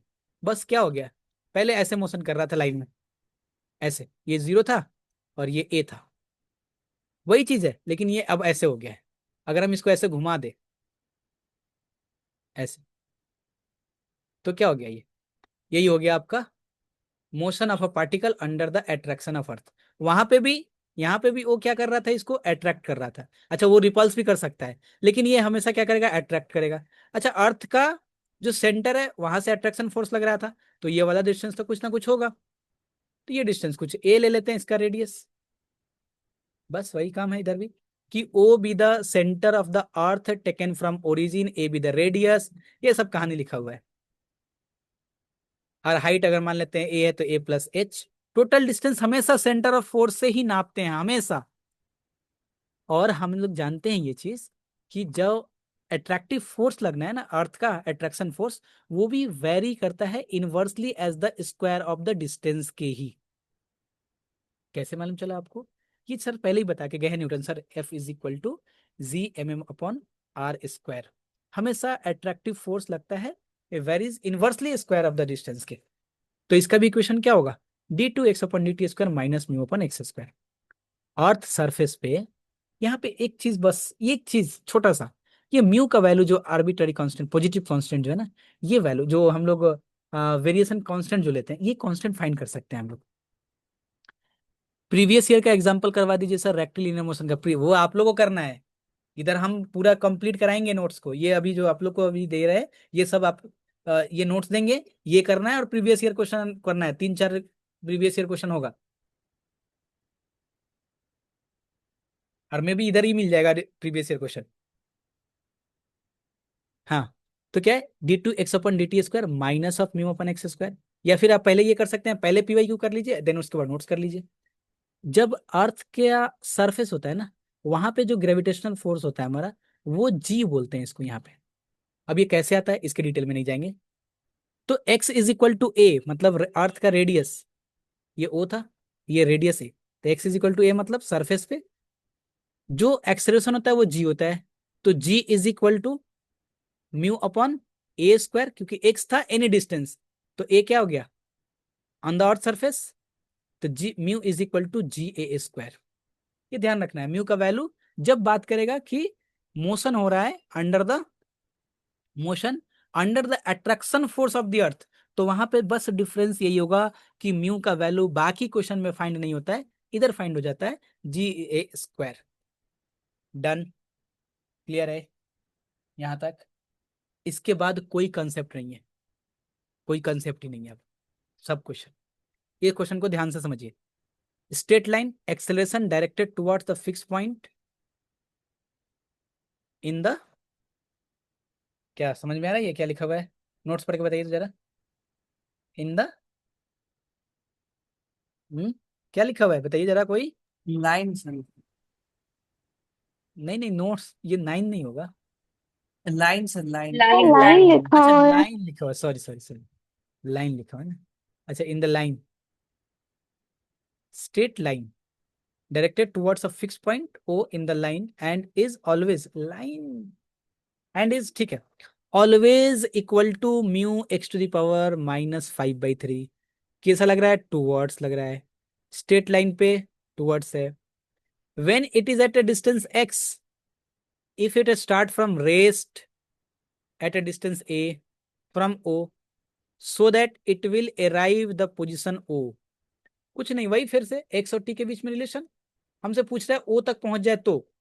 अब देखिए ना, एक लाइन बनाते हैं, ये सेंटर ऑफ फोर्स o है, ये स्टार्ट हो रहा है यहां से, बोला है o तक पहुंचे तो, हम तो एनी डिस्टेंस लेके बात कर रहे हैं, एनी डिस्टेंस, एनी डिस्टेंस। तो ओ तक पहुंच जाएगा तो एक्स क्या हो जाएगा? 0। सबसे पहला काम क्या, D x upon d T निकालना पड़ेगा, फिर उसके बाद एक्स और टी के बीच में रिलेशन निकालना पड़ेगा, उसके बाद एक्स की जगह पे पुट कर देंगे क्या? 0। जो भी टाइम आएगा वो टाइम बोल रहा है कि वो टाइम होगा after a time 2a4 4/3 upon root under of 3 में। साथ में ये भी बताना है, further velocity at 0 is not finite. कोई बात नहीं है, हम तो उसी रास्ते से जाने वाले हैं सर, हम तो उसी रास्ते से जाने वाले हैं। D two x upon d t square is equal to minus mu, क्या दिया हुआ है, x to the power -5, 5/3।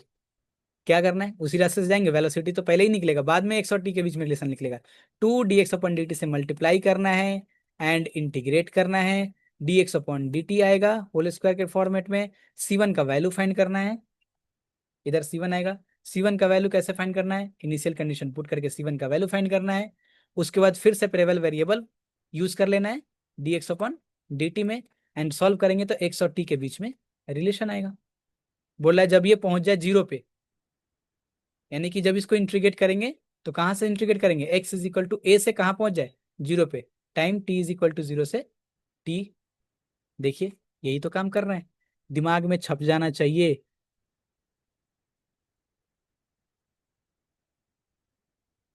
Equation of motion multiplying 2 dx upon dt and integrating dx upon dt का होल स्क्वायर -2 म्यू, इसको integrate कर लेना है। c का वैल्यू आएगा आर्बिट्ररी कांस्टेंट, फिर नहीं लिखा हुआ है, where c is an arbitrary constant. c का वैल्यू फाइंड करने के लिए initially x is equal to a, dx upon dt rest में था तो 0। c का वैल्यू यहां से निकला, वेलोसिटी को अपडेट किए, ये आ गया मेरा। आप चाहें तो डायरेक्ट यहीं पे पुट कर सकते हैं कि सर हाँ, लेकिन वो सेकंड पार्ट है इसलिए सेकंड पार्ट में ही रख रहे हैं इसको। डायरेक्ट यहाँ पे देखिए ना, ये velocity at any distance x है, आपसे पूछ रहा है कि ओ पे वेलोसिटी कितना होगा, कोई बात हुआ? 1/x⁴ बोल के बोल रहा है कि वेलोसिटी क्या है, जैसे ही 0 पुट करेंगे ये अनडिफाइंड हो जाएगा, खत्म कहानी, बोल रहा नॉट डिफाइंड। समझ पा रहे हैं आप लोग? स्पीड ठीक है ना, ज्यादा स्पीड तो नहीं हो रहा है ना? सर अभी क्या Relax बताया सर। आपने? हम क्या बताएं कि ये क्या आया, अभी अभी हाँ। ये वाला क्या आया, velocity at any point any distance x, हमसे पूछ रहा है ओ तक पहुंचने पे, ओ तक पहुंचने में। तो ओ तक पहुंचेंगे तो x क्या हो जाएगा, ये तो एनी डिस्टेंस ओ से नाप रहा है, इंची टेप लेके देखिए और यहां तक खोल के रखिए, कहां तक, p पॉइंट तक, तो ये x डिस्टेंस है। जब इसको लेके चले जाएंगे, इसको बंद करते करते करते ओ तक लेके चले जाएंगे तो x कितना हो जाएगा, 0। और बोल रहा है आपसे कि 0 पे वेलोसिटी, ओ पॉइंट पे वेलोसिटी, तो ओ पॉइंट पे वेलोसिटी मतलब x0, और x0 मतलब x⁴ यहाँ पे 0 पुट करेंगे तो क्या हो जाएगा, नॉट डिफाइंड नहीं हो जाएगा? नहीं समझे?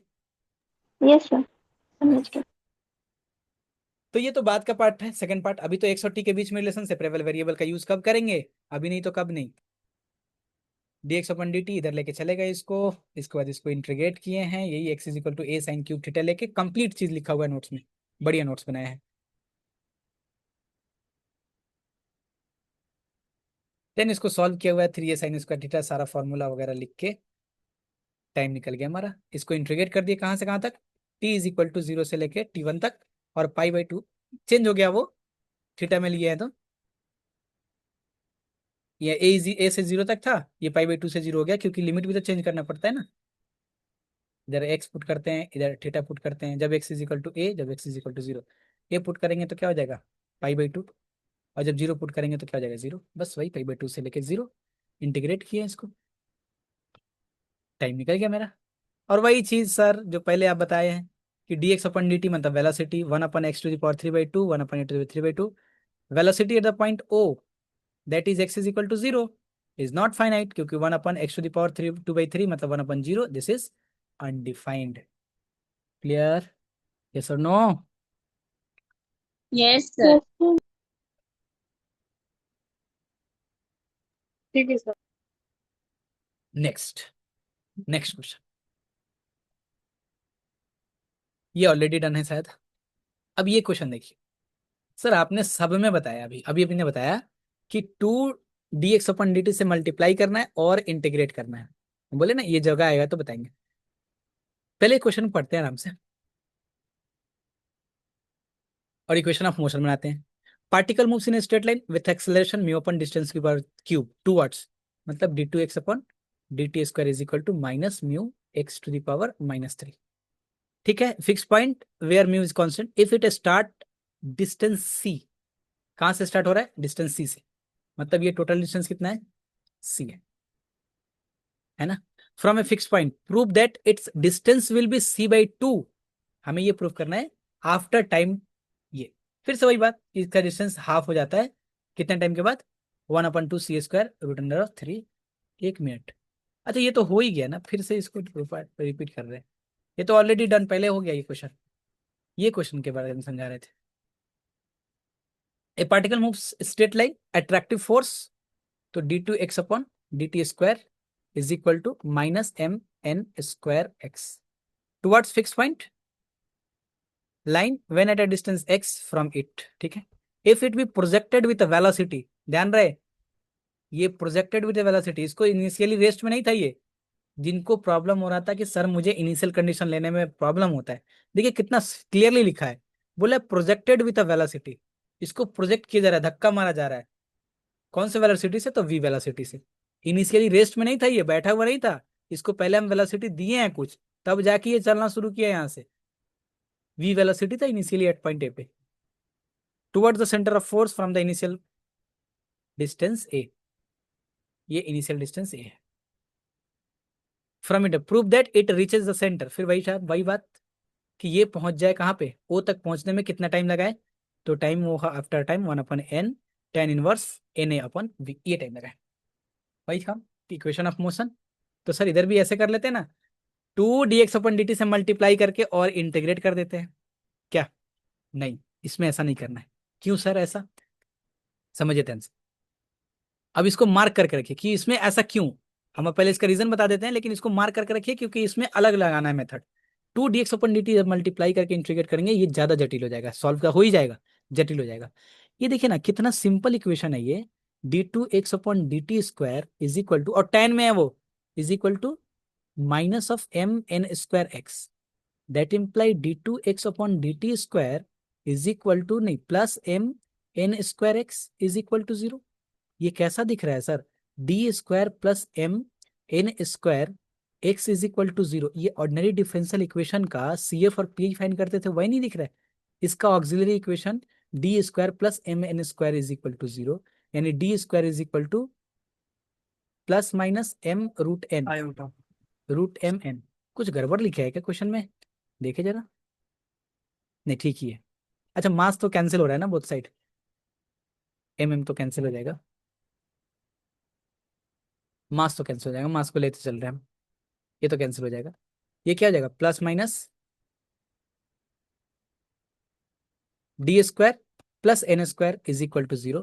तो d² is equal to plus, d² is equal to -n², d is equal to ±in। अब समझना ये है कि सर पिछले वाले क्वेश्चन में ऐसा क्यों नहीं किया आप, इसको इसमें ऐसा क्यों कर दिए? क्या रीजन है? हम सब में तो बढ़िया चल रहा था कि 2 dx/dt से मल्टीप्लाई करके इंटीग्रेट कर दे रहे थे, मजा तो आ रहा था, लेकिन इधर ऐसा क्यों? ध्यान दीजिएगा, अगर उधर आप लगाने जाएंगे ना, d2x/dt² is equal to μ/x², तो क्या होगा? ये ODE वाले का जो जनरली CF और PF फाइंड करते हैं उसमें नहीं आएगा। ये देखिए ना, इज इक्वल टू 0, ये कैसे लिखेंगे? d², और क्या, x तो बाहर आ ही नहीं रहा है, इसलिए जितना क्वेश्चन अभी तक किए उसमें ये डायरेक्ट, ये सिंपल, सबसे सिंपल तो यही है। इसका बस CF लिखना है। CF क्या हो जाएगा इसका? C1 cos nt + C2 sin nt। क्यों कॉस और साइन? क्योंकि क्वेश्चन में दिख रहा है मुझे tan, इसलिए इसको d² + n² is equal to 0 auxiliary equation में लिखे हैं। क्लियर हुआ? ध्यान रहेगा ये चीज एग्जाम में। Yes sir. जैसे मैंने देखा कि यहां से x तो बाहर आ सकता है हमारा, मैंने x को बाहर करने के लिए इसका इक्वेशन ऑफ मोशन को जब सॉल्व करेंगे, तो सॉल्व करने के लिए यहाँ के बाद 2 dx/dt से मल्टीप्लाई नहीं, इसको +n² इज इक्वल टू 0 कर देंगे, और is equal to d² + n² into x is equal to 0 करेंगे। बड़ा ही आसानी से सॉल्व हो जाएगा ये, बहुत आसानी से। देखिए, d is equal to ±in C1 cos nt C2 sin nt dx/, दो आर्बिटरी कांस्टेंट है ना, C1 C2, तो दो आर्बिटरी कांस्टेंट है तो दो वेरिएबल, तो दो इक्वेशन होना चाहिए। क्योंकि अगर हम बोले x + y is equal to 2 और बोले x और y का वैल्यू फाइंड करके दो, तो फाइंड करके देंगे आप 2x + 3y is equal to 5, और हम बोले x और y का वैल्यू फाइंड करके दो, देंगे आप? बोलेंगे कि क्या बात कर रहे हैं सर, दो वेरिएबल है, x और y का वैल्यू फाइंड करना है और एक ही इक्वेशन है, ये पॉसिबल ही नहीं है कभी। तो बोले एक और इक्वेशन दीजिए, फिर हम करके दिखाते हैं। तो हम बोले थे आपको ठीक है कि एक ले लो, और 5x + 9y is equal to 6, तब आप खुश हो जाएंगे। हाँ सर, अब तो इजिली निकाल के दे सकते हैं x और y का वैल्यू। उसी तरह से यहाँ पे C1 और C2 का वैल्यू फाइंड करना है, यानी x और y का रोल प्ले कर रहा है C1 C2। ये cos nt और sin nt वहां पे 2x, जैसे ना 2x + 3y is equal to 5, x और y फाइंड करना होता है। यहाँ पे C1 और C2 फाइंड करना है, ये x है और ये y है, इधर ये 2 है और ये 3 है। तो C1 C2 दो इक्वेशन चाहिए, कैसे बनाए अपने मन से? तो इसको डेरिवेटिव कर लेते हैं, dx/dt पुट कर दिए इसको, डेरिवेटिव करने के बाद दो इक्वेशन दो आर्बिट्ररी कांस्टेंट। अब आसानी से सॉल्व कर पाएंगे इसको। t इज इक्वल टू 0 पे x is equal to a था, लेकिन वेलोसिटी ध्यान रहे v था, और एलोंग या फिर टुवर्ड्स o लग रहा है, इसलिए निगेटिव। ये चीज भूलते हैं, मार्क करके रखेंगे सीसीएफ वाले भी, सीसीबी वाले, सीबीसीएस वाले भी, कि ये पॉजिटिव हो जाता है एग्जाम में, गड़बड़ हो जाता है, फिर बन नहीं पाता है। मार्क करके रखेंगे कि टुवर्ड्स o, टुवर्ड्स ओरिजिन। बहुत अच्छा नोट्स, देखिए सब कुछ लिखा है, टुवर्ड्स ओरिजिन लग रहा है। क्लास का ही नोट्स है, ऐसा नहीं है कि मतलब अदरवाइज अदर नोट्स है, ये क्लास का ही नोट्स है हम लोग का भी, इस बार का सीसीएफ का 2025 वाला। तो माइनस ऑफ वी, बस सर यहाँ से। माइनस थ्री क्यों सर? अभी तो बताया ना। क्या लग रहा है, वेलोसिटी किधर लगाया जाए, प्रोजेक्ट किधर किया जा रहा है, किधर, ए से किधर मार रहा है धक्का, ऑरिजिन की तरफ। और ओरिजिन की तरफ जाएगा तो एक्स बढ़ेगा कि घटेगा, और टाइम बढ़ेगा, इसलिए निगेटिव। C1 C2 दोनों का वैल्यू निकालेंगे, दोनों इक्वेशन से, इन दोनों इक्वेशन का हेल्प लेके C1 C2 का वैल्यू निकालेंगे, और उस इक्वेशन में पुट कर देंगे, तो बस वही राइट लेफ्ट करेंगे इधर, तो ये बन के आपका आ जाएगा T1 is equal to 1/a tan inverse N B N A upon B. Done. Yes. आज इतना ही रहने देते हैं, कल फिर कंटिन्यू करेंगे, कुछ क्वेश्चन हैं कल। Yes sir. कहते हैं एसएसएमबी सॉल्व। यस आज जितना हुआ है ये पीडीएफ सेंड करते हैं, कोशिश ये करेंगे कि सारा क्वेश्चंस को एक दो बार करके लिखना, और पीवाईक्यू जो लोग अभी तक नहीं किए हैं ध्यान से सुन ले, पीवाईक्यू लेना है और देखना है कि रेक्टिलिनियर मोशन का क्वेश्चन कौन सा है, और ये तीन चार क्वेश्चन पहले खुद से सॉल्व करना है, देन उसके बाद पीवाईक्यू सॉल्व करना है। फिर बोलना है सर हमने चार क्वेश्चन सॉल्व किया, लेकिन ये पीवाईक्यू क्यों नहीं हो रहा है। कल के बाद करें, आज कर लेंगे तो बेटर है, आज हो जाना चाहिए, बाकी क्वेश्चन फिर कल हम लोग कंटिन्यू करते हैं। ठीक है, सर आप स्टैटिक नहीं करवाइएगा क्या? बिल्कुल करवाएंगे। देखिए आपको, आप लोग को तो भेजे हैं सब कुछ, सब कुछ सेंड किया है ना। शेड्यूल देखिए एक बार, शेड्यूल में क्या है, डेट टाइम देखिए। रेक्टिलिनियर मोशन 2 अगस्त को कंप्लीट होने वाला है, 2 अगस्त मतलब कल कंप्लीट होगा रेक्टिलिनियर मोशन, हो सके तो हम कल एसएचएम स्टार्ट कर देंगे। और थर्ड, 2 और 3 एक दिन रखे हुए हैं एसएचएम के लिए, तो कुछ हम कल भी लेंगे एसएचएम, और कुछ 3 तारीख को लेंगे। उसके बाद मोशन इन प्लेन चलेगा, पोलर सेंट्रल ऑर्बिट, उसके बाद स्टैटिक 10 और 11 को, 2 दिन तो स्टैटिक चलेगा। ठीक है ना, सब कुछ क्लियर कर अच्छा दिया आज। आई होप कोई डाउट नहीं है। चलिए क्लास इन करते हैं, कोई क्वेश्चन और है तो बोलिए, नहीं तो फिर क्लास इन करते हैं। नहीं सर। चलिए।